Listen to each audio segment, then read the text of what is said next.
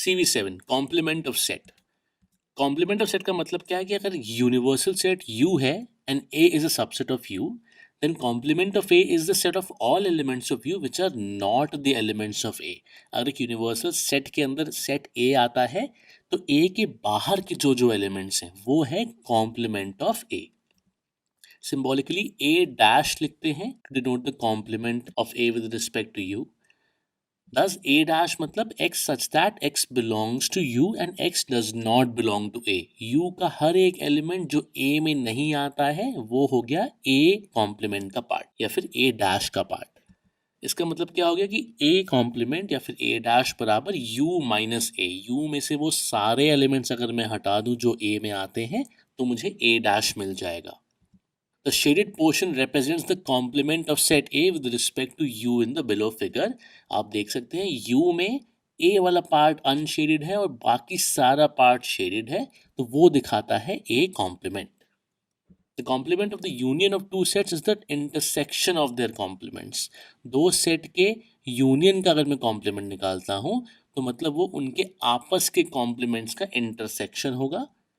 And the complement of intersection of two sets is the union of the complements. मतलब कि दो sets का अगर मैं इंटरसेक्शन निकालूं और उसका कॉम्प्लीमेंट निकाल दूं तो वो बराबर होगा उनके इंडिविजुअल कंपोनेंट्स के यूनियन के।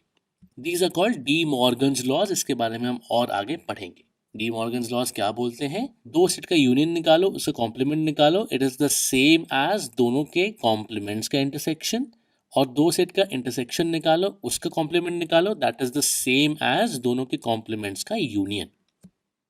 कॉम्प्लीमेंट की प्रॉपर्टीज देखते हैं। सबसे पहली ए यूनियन ए डैश, मतलब कि जो एलिमेंट ए में आते हैं यूनियन जो एलिमेंट ए में नहीं आते हैं, तो हमको यूनिवर्सल सेट मिल जाएगा। Similarly A intersection A dash is phi या फिर नल सेट। हम जानते हैं कि ए डैश में वो सारे एलिमेंट्स होते हैं जो ए में नहीं आते हैं, इसलिए इन दोनों के एलिमेंट्स तो टोटली डिफरेंट होंगे, ये डिसजॉइंट सेट्स होंगे। इसका मतलब कि इनका intersection will be a null set. इसको कहते हैं कॉम्प्लीमेंट लॉज। दूसरा डी मॉर्गन्स लॉज हमने अभी पीछे देखे थे। तीसरा ए डैश का भी डैश या फिर ए कॉम्प्लीमेंट का भी कॉम्प्लीमेंट। ए कॉम्प्लीमेंट वो सेट हो गया जिसमें वो सारे एलिमेंट्स हैं जो कि ए में नहीं आते हैं। अगर मैं उसका भी कॉम्प्लीमेंट निकालता हूँ तो मुझे वापस ए मिल जाता है। इसको बोलते हैं law of double complementation. Similarly phi dash equal to U. Phi एक ऐसा सेट है, नल सेट है, जिसमें कोई भी एलिमेंट नहीं है। अगर मैं उसका कॉम्प्लीमेंट निकालूं तो मतलब बाकी सारे एलिमेंट्स हो जाएंगे, तो वो हो जाएगा यू या फिर universal set. And U dash equal to phi. U universal set है, उसमें सारे एलिमेंट्स आते हैं जो भी हम कंसिडर कर रहे हैं।